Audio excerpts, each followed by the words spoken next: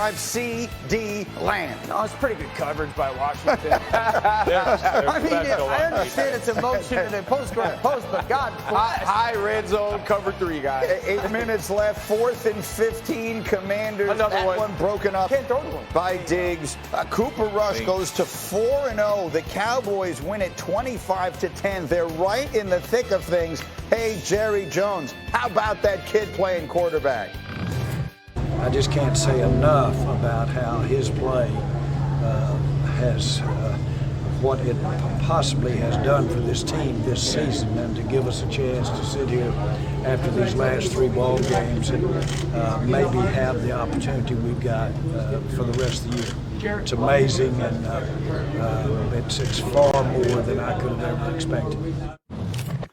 So it was 3 weeks ago that Jerry Jones stood basically right there and said, wouldn't it be fun if we had a quarterback controversy? Ryan Clark, do we have one? Hell no. Get out of here. We ain't got no Greeny, no quarterback controversy. Don't you come on here and start that. Oh, don't do that.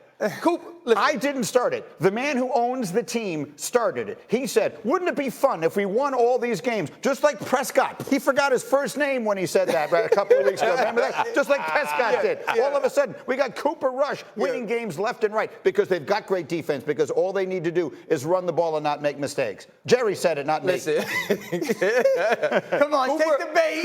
Cooper Rush has Garoppolo'd these last 3 games, right? He's gone out there and he's won these games because he's relied on the people around him, and in 192 snaps, he's not turned the ball over. That's good, That's right? what he's done. Yeah. That is really good. Cooper Rush is not a top-level quarterback. He's not a top-tier quarterback. We believe that Dak Prescott is somewhere in the top 10. When he comes back, this stretch of games, the way this defense has played, the way that we saw Ezekiel Elliott start to eat yesterday, those things should carry over, and Dak Prescott should be better because of it, and the Dallas Cowboys should be better because of Dak Prescott. Now, if Dak Prescott comes back and loses some games, Yeah, they play the Rams this week and then the Eagles. then you got your controversy. What do you want to happen in the next? Look, I don't want to say that I was right. Sure I do. I was right. Yeah. When the whole world was writing off the Cowboys, I said they're still going to be there, and now they are there. And now they get the Rams and the Eagles in the next 2 weeks. You know what the Cowboys might be? The Cowboys might just be as good as anybody in the NFC right this minute. They might just be that, Rex. Greeny, I was one of those guys you talk about, the whole world. That was me. Because I wrote them off because I never thought they'd get any kind of play from their quarterback. What it shows is you can still win games with a game manager at the quarterback position when you're lights out on defense. Yeah. This defense hadn't given up over 19 points in a single game this year. This defense is spectacular. And for a guy that won a Super Bowl ring with a game manager at quarterback in Trent Dilfer, it could be done. And if this defense is going to continue to do that, I don't care who the heck's playing quarterback, they can beat the Rams. Rex, nobody knows defense better than you do. How good is this Dallas defense? Phenomenal. This defense, look, it is so fast. They have so much. I love this hit right here. And I put this one in here because it's a 3rd down. Yep. You got the young kid from Penn State, Doxson, in space. And number 6, I'm like, who the hell is 6? Donovan Wilson's a player, man. This dude, and he flatbacks the dude. Yeah, he's a player. I'm like, oh my gosh, look at the lean, just pow, right there, make the tackle in the open field. And the other piece They're now, special. if you watch this team yesterday, because they now have Barr and Van Der Esch, Michael Parsons is rushing 80% of the time, Which he playing should on a be. defensive line. And on the back end, they play so many different packages with different defensive backs that you never truly know what you're going to get and how they're going to deploy the defenders. So right now, there is nothing you would rather be in the NFL less than trying to come from behind against the Cowboys because of that defense. And you frequently, if you don't make mistakes, you put yourself in that position, and that's what Cooper Rush is doing. You've got tape. His pocket movement has been spectacular, and that's actually a place where I believe that Dak Prescott can sit and go like, if I can get that into my game even more so, then we're talking about an offense that's got a chance to survive, because you watch the simple things that Cooper Rush does. 3rd down, go to pull the trigger. Never underestimate your ability to not throw the football. It's not there, but don't panic. The subtle 2-hand movement in the pocket, dump the ball down to Ezekiel Elliott. I'd love to see that happen a little bit more for Dak Prescott rather than maybe scrambling. 3rd and 8, this one's beautiful. It's deep 3rd. RC knows that. The corner's going to drop back. You got to work these underneath defenders. Watch how he subtly shuffles, but also moves that defender on the left side of the screen down to Ezekiel Elliott. But it all happens in one movement. ball out in time to Michael Gallup instead of a shuffle out. And we saw on the highlight the climb, the pocket, get outside. This clip right here. Yep. Don't get too deep now. You're 8 yards deep. Don't get to 9 because that helps your offensive tackle. Dak, do that as well. You've got a seam. Now stay a passer and drive the ball to Michael Gallup. I'm not saying that Dak Prescott isn't capable of doing that stuff. What I'm saying is if he can sit back and watch how all those kind of little nuanced pocket movements help the offensive line, then his talent is way better than Cooper Rush. Can I say something? Sure. Dak Prescott would have put 40 up in this game. That's my opinion. But that's where you get yourself in trouble. I'm just saying. And look, we won a Super Bowl ring with Trent Dilfer. That doesn't mean he was the best. If we had Dak Prescott, we would have put Dak Prescott in the game. Final word. You know who was the highest scoring offense in the entire NFL last year? The Dallas Cowboys. And guess who's the quarterback? Dak Prescott. And then Cooper Rush is finding ways to win these games, but let's not overstate what he's doing. But my point, RC, and I know we got to go, is the philosophy shouldn't be, well, we could score 40 with Dak. The philosophy should be, we don't need to score 40 because our defense is so good. And then if there are moments where we got the Warrior down, he goes, Dan, and he'd be lost for the game. Rashawn Gary with the sack here. He was dominant yesterday. Absolutely the right thing to do. Hoyer takes a shot, head hits the ground, make sure he gets out of the football game. Third string rookie Bailey Zappi is the quarterback the rest of the day. Meanwhile, under 30 seconds to go in the second quarter.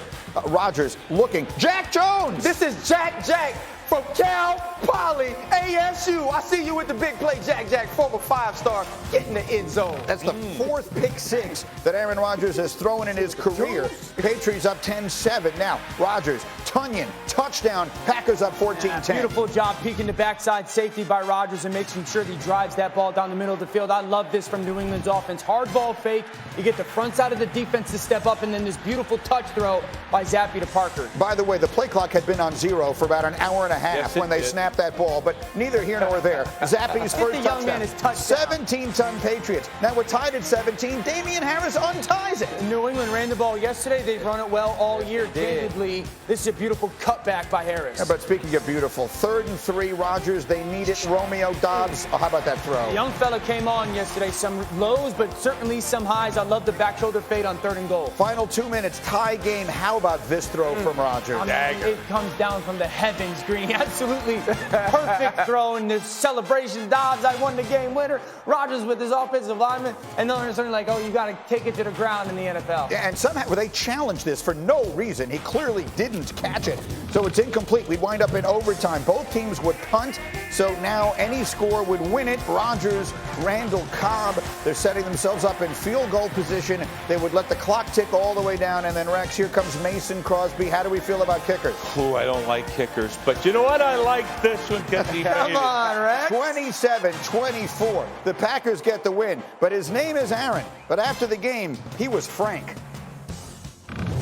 This is a game we had to win, for sure. I mean, you can't be 2-2, losing to a third-string quarterback and not playing great in all 3 phases. So we had to have this one. This way of winning, I don't think is sustainable because it's just pushed too much pressure on our defense, and obviously I got to play better and will play better. Look, that's a pretty frank assessment. I made a little play on words there, but I mean, you're playing a third-string quarterback at home. You need overtime to beat him. He's saying it's not sustainable. What do you think?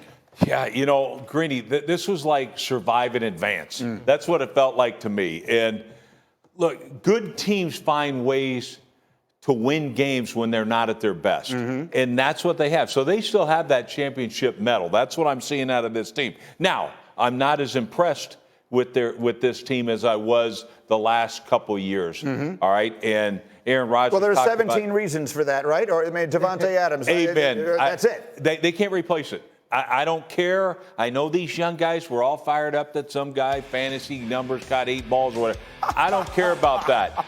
They don't have Devontae Adams, and it makes a difference. So how good are they? We talk about good teams finding ways to win when they're not at their best. Great teams do that. Are they great? Can they be great? No, they're absolutely not great right now, but they can be great on any given day because of the dude playing quarterback. Aaron Rodgers has to be better than he was yesterday. When you look back at last week and the way that Aaron Rodgers played ball, that's how he needs to play right now to win. I believe Dan said he played perfect, and that's what he needs to do. But when you look at the way some of these young dudes step up, we see Watkins just getting the ball in his hands, and we see the speed. Dobbs is becoming a receiver that can not only run the deep ball, but he's also been a guy who catch and run. You look late in that game, they were just getting the football out to him in run situations in the 4-minute offense, and he was plowing into defenders. And so they are finding different ways on the outside to make offense happen, and we understand with A.J. Dillon and Aaron Jones, they can run the ball. But it's about 12. If you get to the stadium and 12 is feeling it, if he has like a normal haircut Aaron Rodgers day,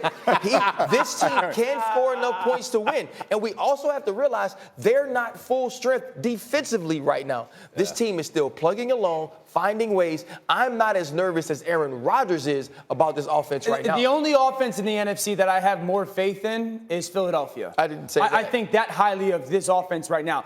We're boxing this unit into thinking that, one, their quarterback's not a Hall of Famer. Because what you still see, and I don't care, no Devontae Adams or not, he could do whatever he wants with the football. He could place in any place that he needs to. And the moment where we have those conversations of make everybody else around him better, well, 2nd and 19. How about I rip this seam down the middle of the field in between two safeties and I peek the backside safety, right? RC, you're talking about it. The shuffle. This throw is ungodly. If you can see the defense and when that ball left his hand, there's no way you should throw it, let alone complete it.